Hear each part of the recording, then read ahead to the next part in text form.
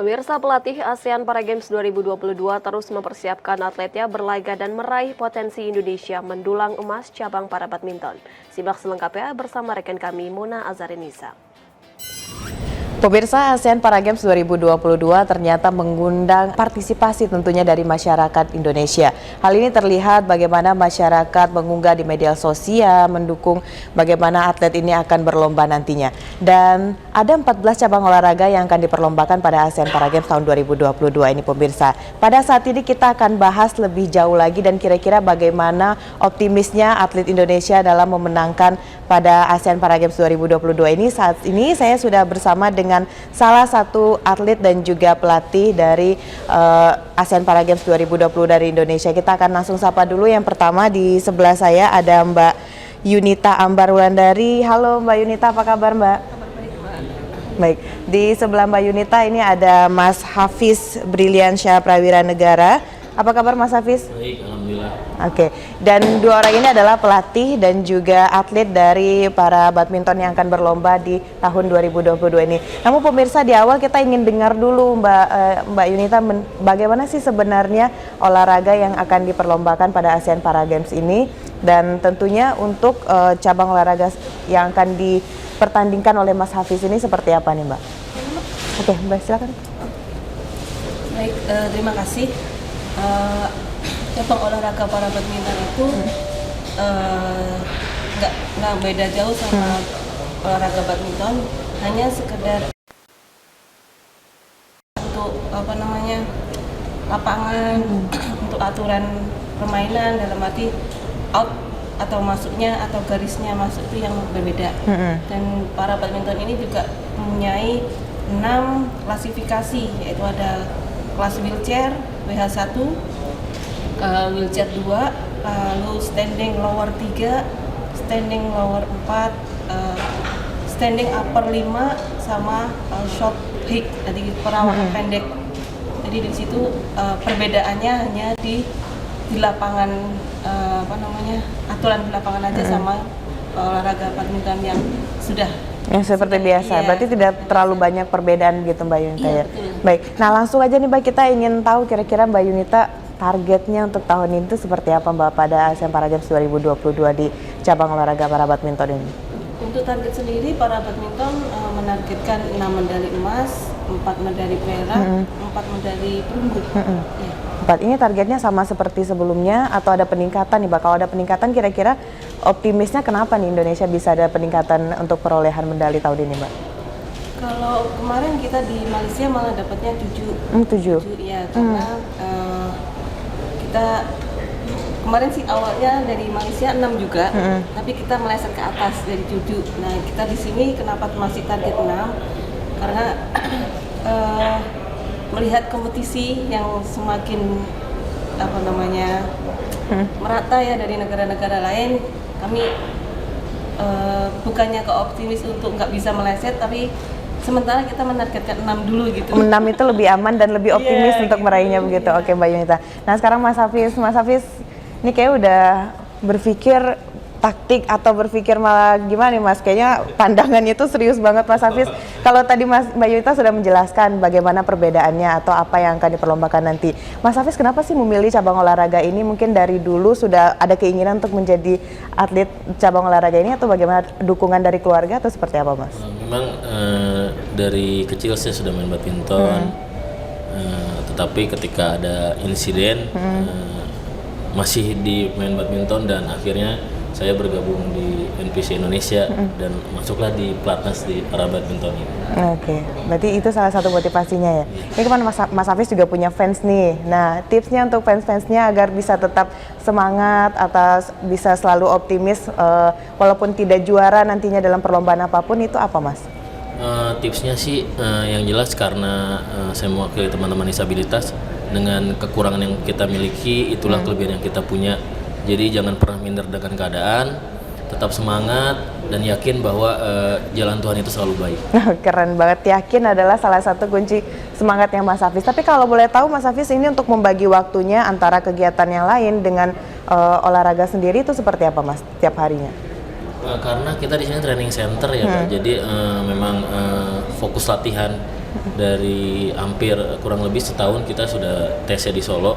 Jadi memang kita benar-benar fokus sih untuk di atlet di para badminton ini, gitu, untuk pertandingan ini. Gitu, Untuk pertandingan sama ini, berarti memang sudah ada jadwal-jadwalnya juga, Betul, begitu Mas, betul. sudah ada yang mengatur. Baik, Mbak Yunita, sejauh ini dari pelatih sendiri kesulitan apa kira-kira Mbak yang pada saat kita melatih teman-teman, mungkin dari segi sarana prasarana atau mungkin dari segi waktunya, mungkin Mbak Yunita dalam para badminton ini?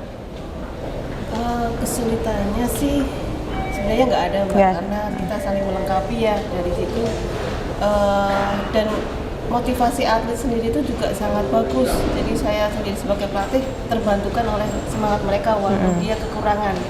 Terus untuk sarana, alhamdulillah sampai saat ini kita sudah difasilitasi dan semua akses untuk atlet difabel. Dan udah kita tinggal latihan, fokus, prestasi gitu aja. Latihan, Iya. fokus, prestasi. Nah, hasilnya nanti kita terima semua begitu, Mbak ya. Nah, untuk Mas Hafiz nih, saya mau tanya lagi, Mas Hafiz, kalau sejauh ini tentu kita juga punya taktik sendiri untuk bisa menang dalam suatu perlombaan. Mas Hafiz dengan banyaknya teman-teman yang ikut dari negara yang lain, kira-kira punya saingan, bukan saingan sih Mas ya, kayak negara ini salah satu yang berpotensi menang nih. Nah, taktik dari Mas Hafiz gimana Mas? Atau malah santai aja, yang penting yakin aja, kayak Mas Hafiz tadi? Kalau untuk strategi sih memang saya lebih, karakter saya kan kalau di double lebih banyak di depannya, ibaratnya kalau di bola tuh kayak playmaker. Oke. Jadi yang ibaratnya yang mancing-mancing bola. Jadi gimana caranya untuk pemain atau partner saya yang di belakang itu lebih enak dapat bolanya karena saya sudah pancing. Kayak gitu. Jadi paling strategi-strategi, trik-trik sedikit sih paling Mbak, kayak gitu paling. Tapi Dan- ada gitu ya? Iya, tapi ada gitu. Dan karena saya hanya bermain di double, jadi memang fokusnya lebih dapat sih gitu Mbak. Jadi ibaratnya konsentrasinya itu harus lebih fokus gitu, karena kan bola di double itu lebih cepat daripada di single, karena detiknya per detiknya itu lebih cepat. Jadi harus benar-benar fokus, konsentrasinya harus dapat sih daripada yang single, paling itu sih. Baik, berarti saya itu. Kalau untuk kesehariannya dengan atlet dari negara lain seperti apa Mas? Mungkin ada ngumpul-ngumpul juga, ngobrol segala macam, atau lebih benar-benar fokus ke latihan nih dari Mas Hafiz sendiri? Kalau saya fokus ke latihan, memang kalau untuk negara lain, untuk di pertandingan ini paling negara Malaysia dan teman sendiri sih Pak, sama ya. Paling itu sih. Oke, Iya. baik. Ini Mbak Yunita, Mbak, untuk latihan dari teman-teman, sekarang sudah mendekati hari perlombaan gitu Mbak ya. Yang kita sediakan pada saat latihan itu apa saja Mbak? Mungkin dari sarana prasarana dan juga ada atlet ini ingin bermain tapi tidak ada lawan. Nah itu apa sih namanya Mbak? Ada kita menyediakan pendamping atau bagaimana agar mereka tetap bisa berlatih? Karena kita juga ada pembagian waktu begitu Mbak ya dengan negara-negara lain. Iya, betul Mbak. Jadi untuk atlet para badminton ini, dia kan nggak bisa kita samakan dalam arti program ya, nggak bisa kita samakan seperti atlet yang able. Jadi kita tetap harus menyelesaikan dia, bahkan sebagai pelatih pun berpikirnya gini, dia kekurangan di kaki, berarti yang saya kuatin apa, tangannya gitu. Nah itu harus tahu gitu. Terus untuk meningkatkan prestasi mereka, kalau dia ikut di klub yang lebih tinggi dalam arti yang able, itu memang tidak mampu, dalam arti Oke. masih jauh. Nah yang langkah kita sebagai pelatih itu kita memanggil sparring. Oke. Jadi memanggil sparring yang levelnya di atasnya dikit. Oke. Kan kita bisa teman-teman yang dari klub-klub besar gitu bisa supportnya seperti itu. Dan kalau untuk yang wheelchair, dalam arti kan setengah lapangan, itu kita juga lebih kesusahan, dalam arti kan harus lawannya pakai wheelchair. Iya, Sekarang benar. kalau wheelchair nggak terlatih pun juga nggak bisa kan.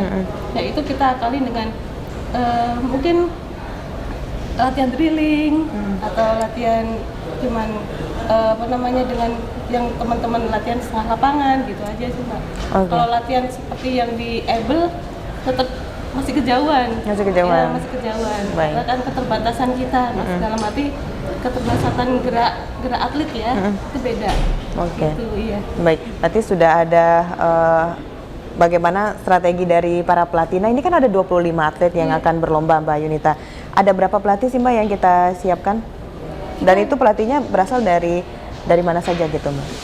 kita ada enam pelatih ya, dalam arti satu klasifikasi itu sendiri. Jadi wheelchair sendiri, standing lower itu ada 3, ada 4 itu sendiri-sendiri juga. Itu untuk pelatih, kebetulan kita ada yang dari Jawa Tengah, ada dari Jogja, ada yang mantan atlet jadi ikut pelatih itu ada. Iya. Gitu, iya. Oke, baik. Berarti sudah ada dari berbagai pihak gitu yang melatih gitu. Mbak Hafiz lagi, Mas Hafiz, saya mau tanya juga. Sejauh ini Mas Hafiz kan sudah bergabungnya bukan tahun ini ya, tapi sudah lama sekali. Kalau Mas Hafiz melihat sejauh ini yang menjadi kekurangan dari prestasi, mungkin prestasinya belum 100% gitu. Nah, kira-kira yang menjadi kendala itu apa sih Mas kalau dari segi Mas Hafiz? Apakah memang dari potensi atletnya atau dukungan dari pemerintahnya atau seperti apa Mas kalau menurut pandangan Mas Hafiz sendiri? Kalau menurut saya sudah cukup sih semua, Cukup. Pak. Iya, untuk dari fasilitas atau dari support dari pemerintah itu sudah sangat cukup, sangat baik. Dan kalau buat diri saya sendiri, karena sudah dicukupi, dilengkapi semua fasilitas oleh pemerintah, bagaimana caranya saya memberikan yang terbaik untuk pemerintah, ya terutama ya prestasi Pak. Oh, prestasi. Oke, berarti semua sudah lengkap begitu ya, tinggal dari motivasi dan keyakinan dari atlet. Betul. Begitu Mas Hafiz ya.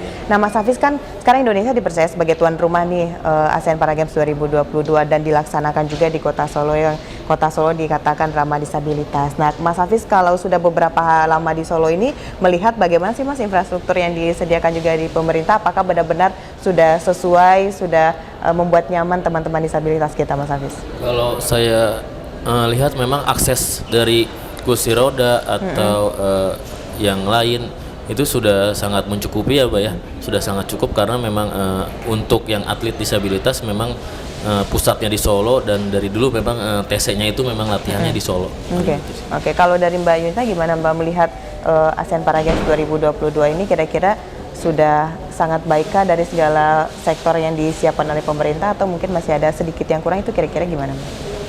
Untuk pelaksanaan ASEAN Para Games ini ya Mbak ya, dengan waktu yang limit kemarin Sangat ya, singkat iya, begitu ya. Sangat itu sangat luar biasa lah, apalagi support yang dari pemerintah, perjuangan dari teman pengurus NPC itu sangat luar biasa, karena tujuannya juga untuk atlet, karena kan kemarin juga event-event yang tertunda itu akhirnya atlet jarang untuk berlatih, maksudnya dalam arti jarang untuk bertanding ya, prestasi juga jarang. Event ini, ASEAN Para Games ini benar-benar sangat